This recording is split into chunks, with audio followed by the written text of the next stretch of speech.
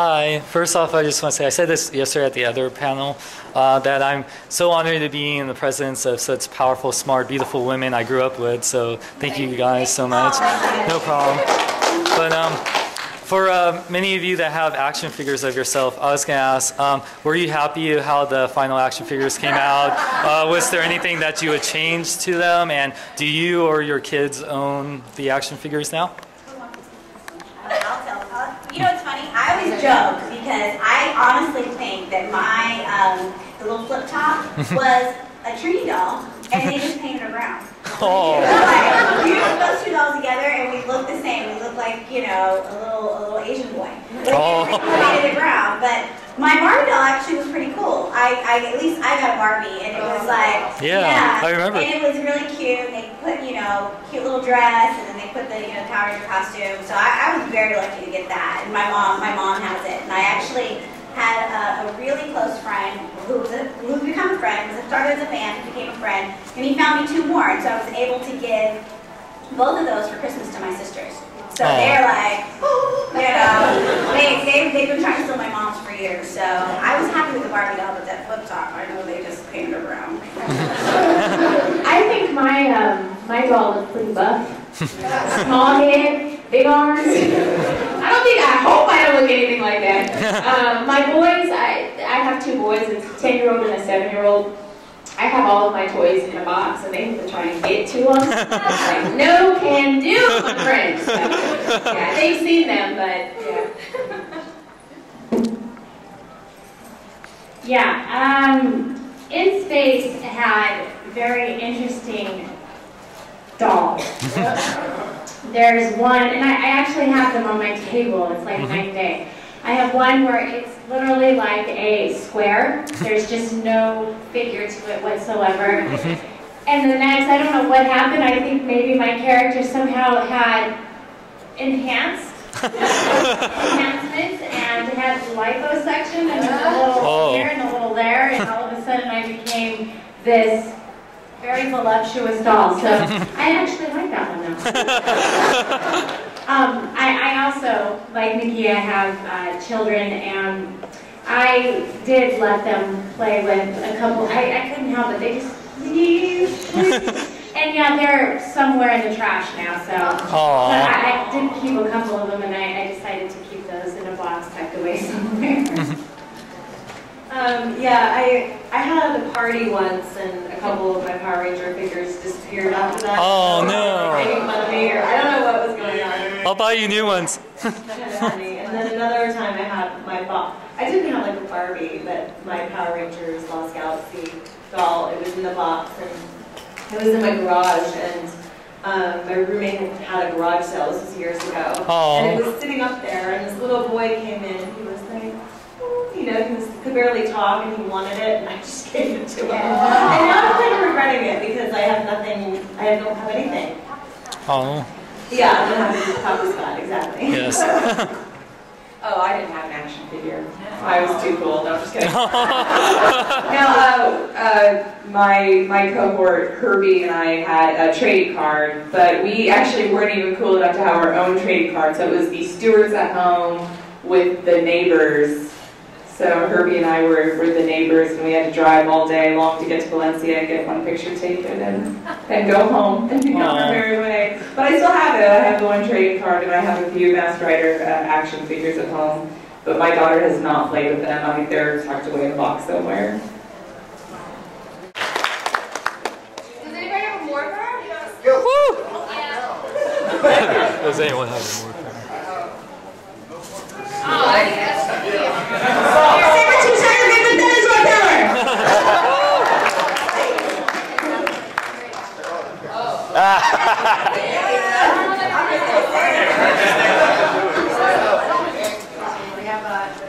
Grab the tiger one?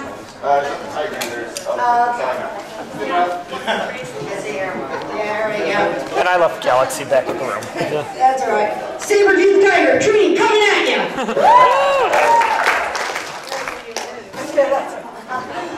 You remember the code, right? I don't even remember my own phone. Oh yes, Zio! Yeah! Yeah! the hardest one. You can do it. We believe in you. What am I supposed to be doing? Like this. I was talking to Tracy. Shift into turbo, my dear.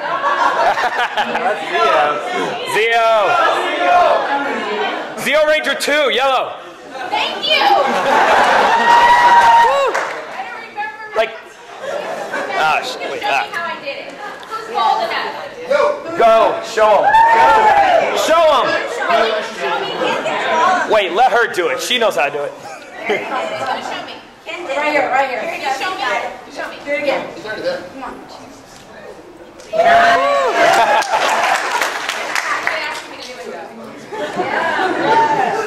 And they came all the way here to see you do that. Before we leave. Okay, I'm gonna do mine. Let's see. Okay, but Jack did the the first ready. So you guys do the ready for me, and then I'll follow up. Okay, so whenever you're ready. Ready. Power Rangers. SPD.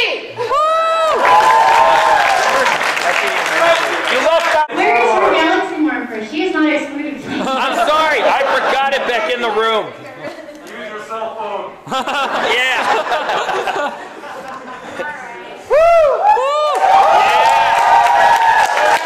Yellow Ranger power. Rocket.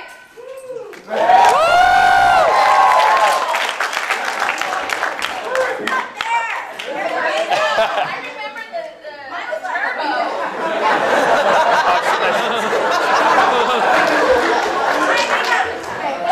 We had to film that once. They got one time out of me, and I don't think I was like, please don't make me do that. I don't know what I'm doing. So.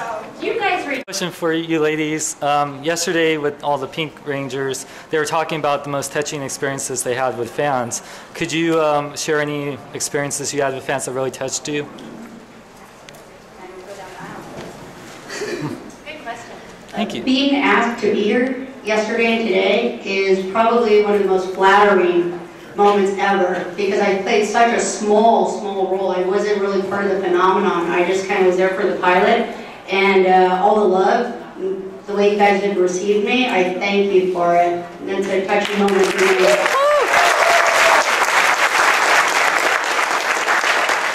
I think the first con I went to was specifically for the Make-A-Wish Foundation, and the boy who the whole thing was for, it was really for him, and then all the fans. But he was a fan specifically of SPD. So he specifically, like, his wish was to meet my cast, my season. So that was really awesome. And pretty much the entire time I spent with him and his family and his older sister, we were peas and carrots, and we just hung out the entire time and played Wii and his family, and then I kept in touch with them, and it was just really exciting to meet them and to spend time with them and just hang out with them. It was awesome.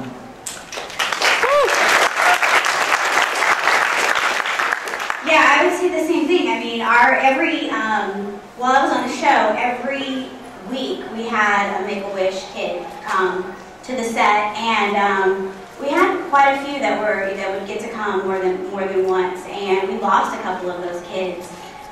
So to be able to get to know them and to know they had a terminally ill disease, and a lot of times they would come and they would be happy and they would be talking and asking me questions, and then there were times they would come and they could barely speak. And it was just so hard for us. I mean, we would literally go to our rooms, cry, come back, and we didn't want to let this kid down. We were going to do whatever we had to in order to just give them that moment. And so for me, that was probably the best moment of my life, to know that someone's dying wish was to meet us.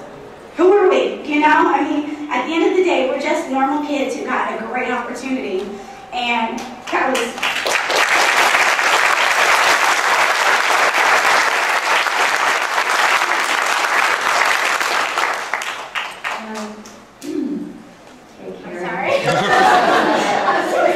Because I was just thinking about, I would say, being on Power Rangers, guys, being here these last couple of days has been completely awesome for me.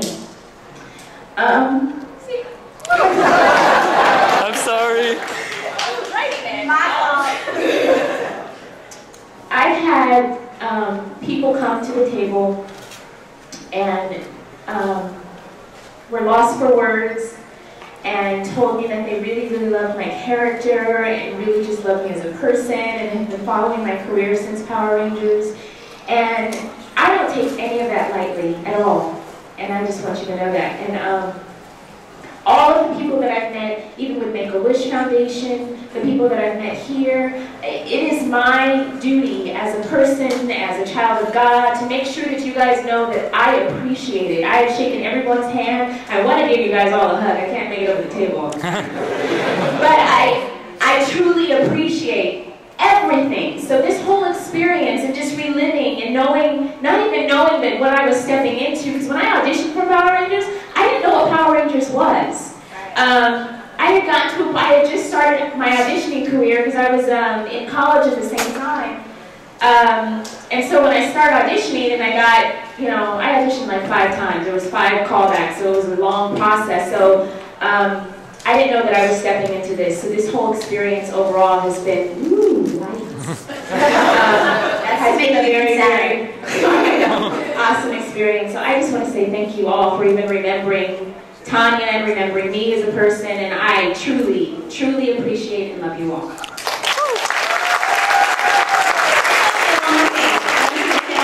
Everything that we give to you, I just want you to know that what you give to us is 100 times. Because it's like, I honestly, when Steve called, he called me 2 years ago and was like, hey, you should come to this convention. And I was like, are you serious? I was like, people don't even know who I am. They don't remember who I am. And he was like, no, you just don't understand. And Steve really had to talk me into it. And I came and I was just like, oh my gosh. And yeah. And Ken was one of the first people that I met when I went to a convention in Orlando. And it's just amazing. So I know that we try to give you guys a moment in your childhood, but trust me, you've given all of us 10 times that. Oh.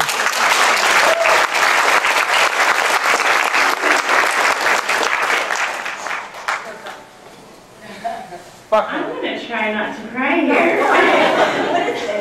No, I absolutely concur with Nikia. It's so humbling being up here before you guys. Without you guys, we would be nothing.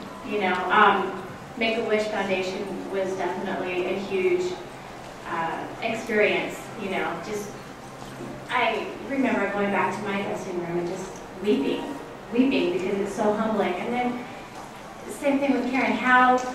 Why would I be here thinking that after all these years, nobody would know me, nobody would care, but it is very humbling to see you guys. And my England friends, you guys are awesome. People that came out, these guys here, you got England, Scotland, East Coast, Puerto Rico. Yes.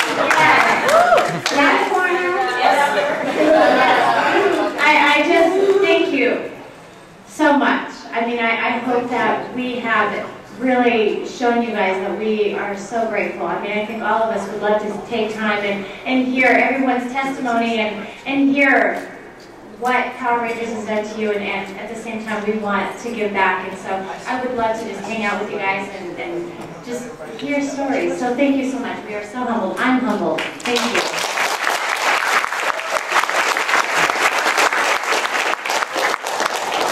I'm humbled as well, and everything what all these ladies have said. It's an this interaction between the fans and us doing this show. I don't think you could ever understand how much it means to us, because we're just, we wake up in the morning and we're stressed about bills and getting old and you all still look young and all that stuff. So just having these moments, knowing that what we did touched you guys, it touches us just a million times more, and really, really grateful. And thank you for coming out. It's really, really cool.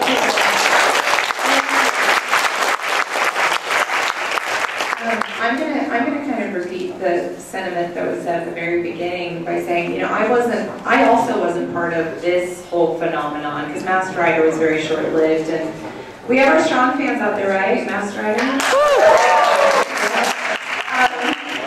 So, you know, it wasn't quite the same experience for me, so knowing that 15 years later, yes, 15 years since I was on Masked Rider, you guys would still care this much. I feel like I should have tried even harder back then.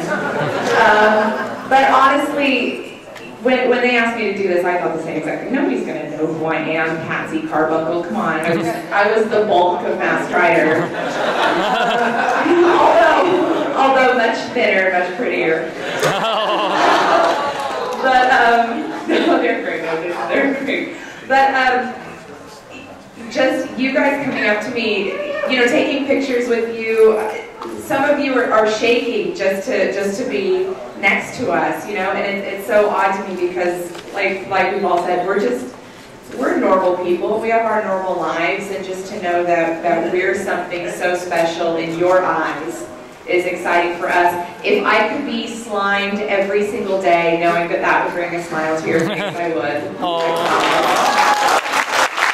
I would take so many more pies in the face for you guys, honestly, so thank you.